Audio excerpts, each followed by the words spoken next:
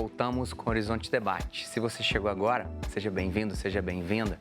Hoje falamos sobre mineração, essa nossa alma mineira que coloca de maneira importante a economia, mas que impacta nas nossas vidas, tanto se ela está girando de forma economicamente interessante, quanto quando acontecem os desastres que a gente lembra.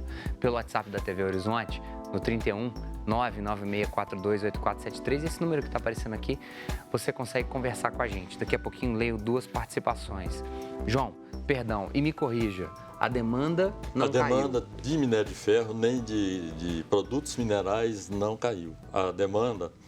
A produção mineral do mundo hoje está da ordem de 18 bilhões de toneladas. Tá? É claro que alguém que pode estar ouvindo pode até ter um número mais correto, porque temos problemas de estatística, que seja 18 bilhões, 243 mil, mas está nessa ordem, e crescente. Ela vem crescendo, principalmente nos últimos anos, e nós, tudo aqui nós dependemos de produtos minerais, e vamos continuar produzindo. O próprio iPhone, ele usa ouro, prata, cobre, tá? Sem produtos minerais. No final do primeiro bloco, João... Então, ele continua crescendo. Eu fiz uma provocação, até com base em uma construção técnica que o professor Beck havia dito, de nos assegurar, pelo menos as duas formas que o professor Beck havia dito, minerar seco, com filtragem. Quando acontece a mineração, por exemplo, em Mariana, maior, e claramente se percebe que o crescimento da mineração ali foi feito sem muito cuidado, e aí tem o desastre. Isso é feito em nome, professor Beck, de falta de cuidado, ou seja, isso não vai acontecer com a gente, bobagem, vamos construir essa barragem a montante aqui. Isso acontece em nome do lucro, secretário.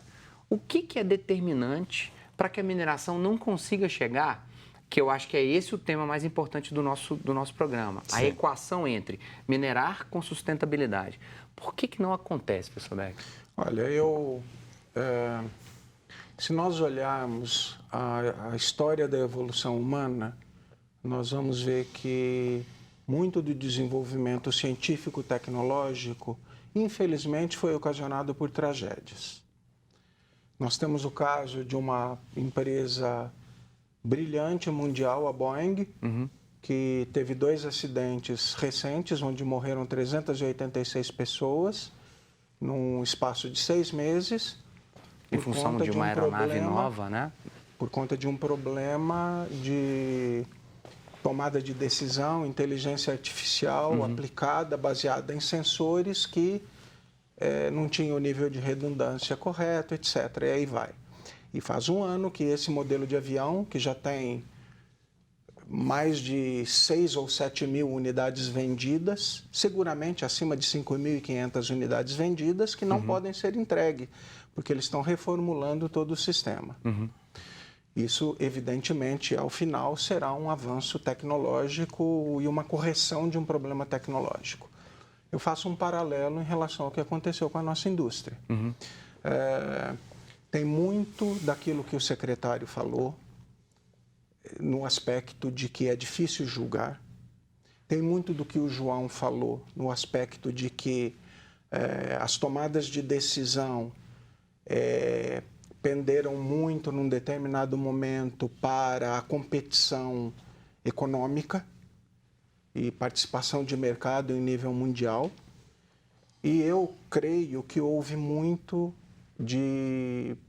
daquilo também, da perda do conhecimento da engenharia clássica, da engenharia profunda, na análise de problemas tão complexos, porque quando a gente olha uma barragem, ela é complexa. Sim. Ela não é um circuitinho fechado, onde você analisa, entrou aqui, saiu ali. Não, tem algo acontecendo lá dentro que precisa de um monitoramento, precisa de uma série de coisas e medidas construtivas que sejam compatíveis com o tamanho do problema. Eu creio, dentro, inclusive, daquilo que o secretário falou, da não intencionalidade, infelizmente, também eu creio que a Boeing não tinha intenção que um avião dela caísse, tá? Mas houve, o erro houve. por uma série de fatores que a gente já discutiu aqui. Agora, eu prefiro olhar para o futuro. Mas só para provocar esse debate, secretário, João, me ajude nessa, porque o professor Beck introduz isso de forma interessante. Quando se pensa exclusivamente no lucro, quando o lucro é aquilo que mais orienta uma determinada formação. Eu entendo que a Boeing quer transportar pessoas. Você vai estar desequilibrado. Não pode ocorrer um desequilíbrio num sistema tão complexo. Mas nesse caso, não há dolo quando se pensa apenas no lucro e aí a barragem rompe? Não há dolo direto. É claro que a Turvisud, quando esteve lá fazendo a averiguação de Brumadinho, ela não falou assim, vamos colocar aqui porque esses funcionários vão morrer, mesmo porque os que morreram eram colegas deles de trabalho. A maioria das vítimas eram funcionários da própria Vale. Mas não há dolo quando a gente pensa o lucro como a coisa mais importante de uma atividade, senhores? Eu acho que toda atividade econômica ela tem que ter uma preocupação social. E é assim que deve ser e na maioria dos casos, né, toda atividade econômica que se preocupou com o social ela foi mais bem sucedida. No caso, né, da atividade da mineração, a extração mineral, ela tem uma preocupação adicional com o meio ambiente, inerente à atividade e com a segurança de pessoas que estão ali trabalhando na atividade ou que moram ao redor de onde a atividade é executada. O olhar sobre o lucro, ele é natural da atividade econômica, mas eu acho que ali houve outros aspectos que merecem ser elencados, né? Uma coisa que chama atenção, né, é o fato de a Vale ter sede no Rio de Janeiro e boa parte do seu corpo diretivo, tomadores de decisão, e aí, independentemente se são da área financeira ou da área de execução, enfim, demonstraram durante o processo um desconhecimento sobre a atividade. E isso, a meu ver, pode ser sim decorrência de uma distância maior. Eu acho que a Vale é uma empresa que poderia muito bem ter sede em Belo Horizonte. Inclusive, essa é uma discussão antiga, não é uma discussão inédita, né? Mas na medida em que você está mais próximo da atividade, você conhece melhor os problemas, né? E você olha menos para a planilha. Não é nem questão do lucro em si.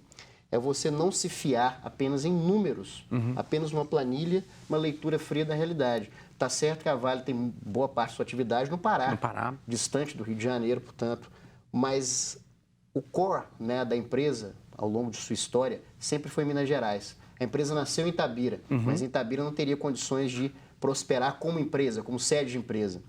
Mas já é um momento de se discutir. Por que não a empresa transferir sua sede para Belo Horizonte? Isso é uma discussão longa, requer inclusive autorização do presidente da República, era uma estatal, né? Mas, a meu ver, ali houve muito distanciamento entre a tomada de decisão da empresa, né, e um conhecimento mais profundo da atividade. João, eu te fiz essa pergunta quando você veio aqui pela primeira vez. Se o romper de uma barragem não diz contra, inclusive, a própria ciência, a própria profissão da engenharia, que estudou, que coloca vocês em um curso muito difícil, para que vocês consigam, de certa forma, reduzir o impacto. Levar, sim, portanto, esse algoritmo que estamos pensando entre desenvolver com qualidade e, ao mesmo tempo, com sustentabilidade. O que houve? O projeto de uma barragem começa com todas as grandes estruturas de engenharia do mundo. Começa com a ideia e com o projeto. A mineração, a mina, a barragem, uma das coisas extremamente importantes, nós trabalhamos muito com ela, chama-se Pois é, João, mas o que o plano diretor. Mas o que o professor Beck colocou é que uma barragem, uma mina, ela é um organismo mutante, ela está ali se transformando. Então começa com o plano diretor. Os dois últimos casos, a origem, causa raiz e que inclusive que levou a ampliar as consequências dos desastres, dos rompimentos, está principalmente no plano diretor.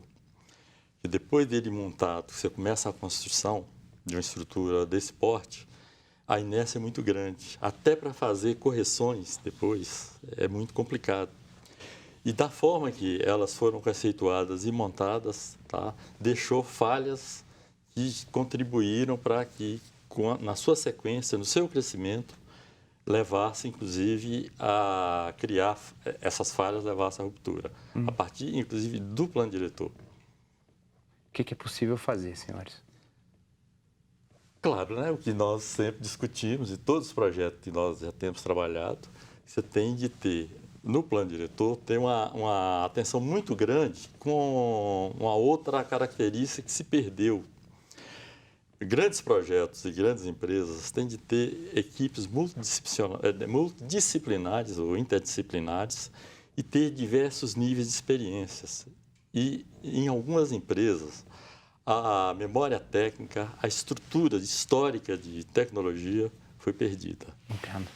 Eu volto para o terceiro bloco para a gente conversar ainda mais, inclusive com a função do Estado, e uma pergunta que foi colocada para a gente. Nós vamos para um breve intervalo. Se você não escreveu para a gente ainda, participe. Até daqui a pouco.